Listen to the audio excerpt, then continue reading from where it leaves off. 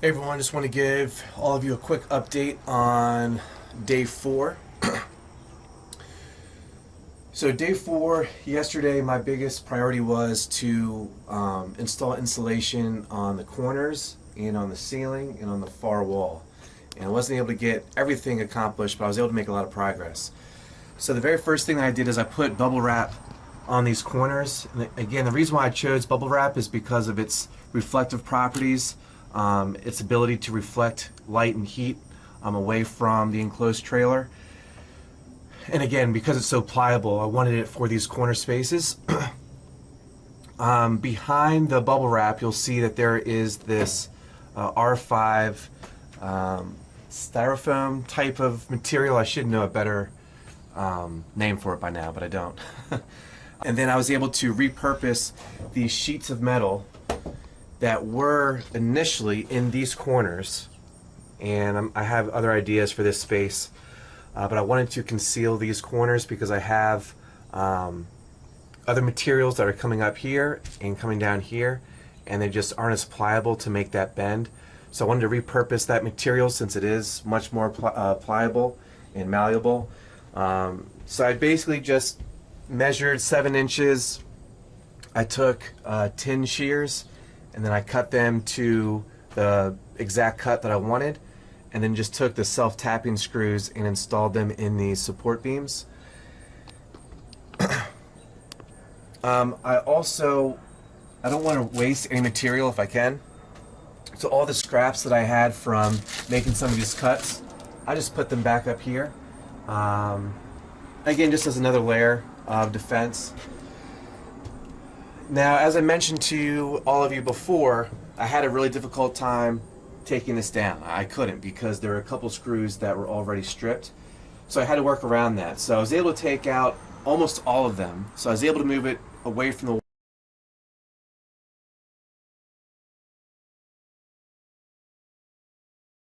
wall slightly, so I could install the bubble wrap.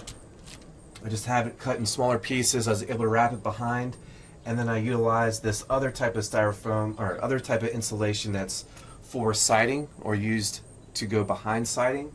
And again, that's more pliable, so I was able to bend that behind this piece of plywood here. So I have 2 layers of insulation currently. And then I also have plans on taking the R5, like the styrofoam 1-inch thick board, and just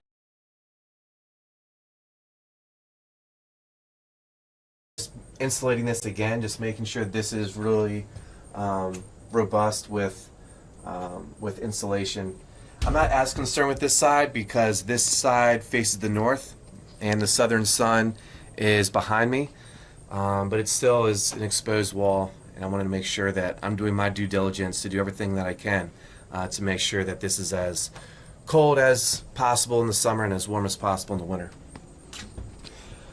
And I cut these pieces of bubble wrap to size so they fit in these ceiling joists, I guess you could call them. So this took a lot of time, and I'm at a really good stopping point.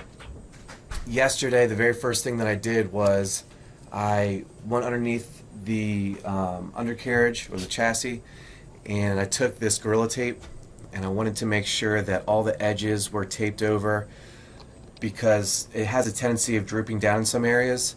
So not only is it meant to secure the insulation in place, but it also acts as like a waterproofing. And I'll get into a bit greater detail as to why I used all those materials and how I went about doing that in a later episode. But that's how I started my day. I've been waking up really early in the morning and working really late at night. I just bought a 500 watt light so I can, work once the kids are in bed or before the kids wake up. So that's it for today, or that's it for yesterday. So today is day 5. The kids won't be home today. They're going to be with another family member. So I'm going to have a few hours of uninterrupted time to really knock out the ceiling installation using the 1-inch thick R5, and I have some interesting plans for that back wall. So I'll keep you posted. Thanks for watching. Make sure you subscribe.